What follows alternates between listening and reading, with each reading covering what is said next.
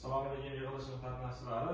Bugungi masalamiz bizga yangi produkt ochilgan yosh tadbirkor TP60 kilit mahsulot tasviri. Shunda tanishtirib o'tib ketaman.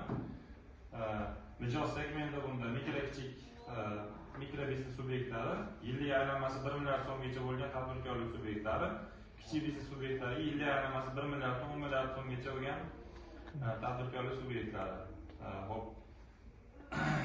Mijozga qo'yiladigan asosiy talablarimiz TP60 kilitda joriy muddatda o'tgan qarzdorlik bo'lmasligi kerak. O'zaro aloqadorlarni biznes rivojlantirish bankida muddatda o'tgan qarzdorliklar bo'lmasligi kerak. Sud jarayonida yoki MEBda turgan holatlar bo'lmasligi kerak. Kapten balli 200 balldan yuqori bo'lishi kerak. 100 million so'mgacha oladigan tadbirkorlarimiz uchun yo'nalishlarimiz sanoat, xizmat, savdo umumiy ovqatlanish, turizm, hunarmandchilik, kasanachilik, zargarlik, qishloq xo'jaligi mahsulotlarini yetishtirish, saqlash hamda qayta ishlash.